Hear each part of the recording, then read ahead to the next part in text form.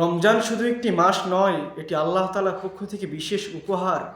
আপনি কি জানেন এই রমজানে একটি নেক আমল করলে 70 গুণ বেশি সওয়াব পাওয়া যায়? রমজান নিয়ে আসে গুনাহ মাফের সুযোগ, রহমতের দরজা আর নাজাতের সুসংবাদ। রমজান মাস হলো এমন একটি মাস যে মাসে বান্দা আল্লাহ তাআলা সবচেয়ে বেশি নৈকট্য অর্জন করতে পারে। যেমন আল্লাহ তাআলা কোরআনে কারীমের ভিতরে বলেন, শাহরু রমাদানাল্লাযী উনজিলা ফীহিল কুরআনু হুদাল লিন্নাস।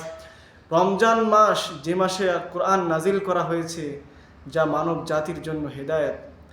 রমজান মানে কোরআনের সাথে নতুন করে সম্পর্ক গড়া।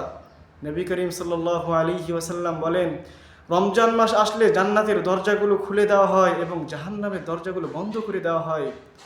এটি আল্লাহ তাআলার বিশেষ দয়ার মাস। সুতরাং প্রতিশ্রুতি করুন, আগামী রমজানে নিয়মিত কোরআন তেলাওয়াত করবেন, বেশি বেশি দোয়া করবেন, ক্ষমা প্রার্থনা করবেন এবং আল্লাহ তাআলার দিকে ফিরে আসবেন। ভিডিওটি যদি ভালো লেগে থাকে অবশ্যই শেয়ার করে দিবেন, লাইক কমেন্ট সাবস্ক্রাইব করে আমাদের সাথেই থাকুন। আসসালামু আলাইকুম ওয়া রাহমাতুল্লাহি ওয়া বারাকাতুহু।